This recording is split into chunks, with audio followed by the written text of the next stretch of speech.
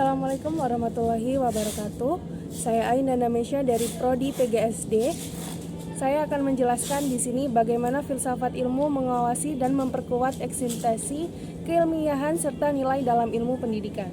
Tentunya manusia itu tidak luput dari berpikir. Nah, pola berpikir itu sendiri disebut dengan filsafat. Ilmu keilmiahan itu akan dibuktikan jika kita memperkuat lagi atau memperdalam informasi yang sudah kita dapatkan. Seumpama kita mendapatkan informasi dari metode-metode ilmiah yang terbenar, terbukti keilmiahannya. Oleh karena itu, kita biasanya melakukan pengamatan lagi menggunakan filsafat. Apakah benar, apakah abstrak atau konkretnya informasi dari filsafat ilmu itu sendiri. Nah, kemudian dari semua informasi yang sudah kita pelajari atau kita amati secara ilmiah dan secara sumbernya itu jelas, kita akan menurunkannya melalui ilmu pendidikan. Ilmu pendidikan sendiri oleh Kemendikbud contohnya, seperti Kemendikbud ataupun metode pelajaran lainnya, itu pasti sudah terbukti secara eksistensi keilmiahannya.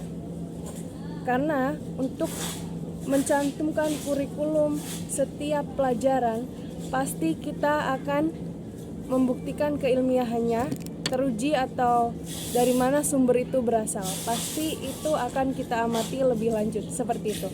Lalu yang pertanyaan kedua, bagaimana pendidikan yang bermakna dan bernilai turut memperkuat perkembangan filsafat ilmu?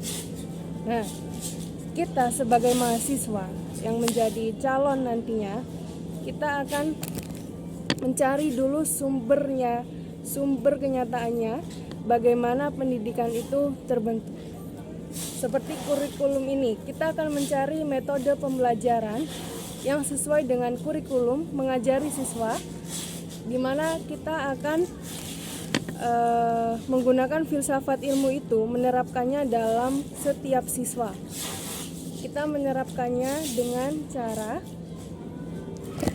mengikuti pola perkembangan anak juga, agar kita bisa menyampaikan informasi filsafat ilmu itu sendiri dengan bahasa yang mudah dipahami oleh anak-anak. Setelah itu kita akan mencari sumber-sumber yang akurat untuk anak-anak agar bisa memahami suatu metode pelajaran yang sudah dieksintesi tadi oleh keilmiahannya serta nilai-nilai yang terkandung dalam filsafat ilmu itu sendiri. Lanjutnya pertanyaan ketiga, mengapa filsafat ilmu dapat disebut dengan pisau analisis, antologi, epistemologi, aksiologi dalam membedah persoalan? Nah, itu sangat tepat sekali. Kita sebagai mahasiswa pastinya sudah belajar mengenai sesi-sesi sebelumnya yang sudah disampaikan oleh Bapak Ibu guru dosen. Mengapa filsafat ilmu sangat bergantung sekali? Nah, iya, karena antologi itu sendiri itu adalah sumber keilmiahan yang sudah teruji, yang sudah diketuk oleh Palu, udah teruji kebenarannya.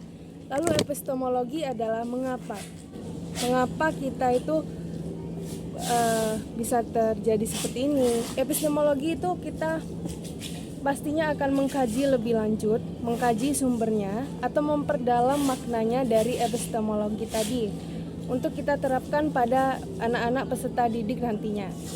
Lalu aksiologi kita akan mencari kesimpulan dan bagaimana kita merangkum dengan menggunakan bahasa agar bisa diterima baik oleh peserta didik nantinya. Lalu contoh konkret penerapan filsafat ilmu dalam praktik pendidikan, misal dalam kebijakan kurikulum.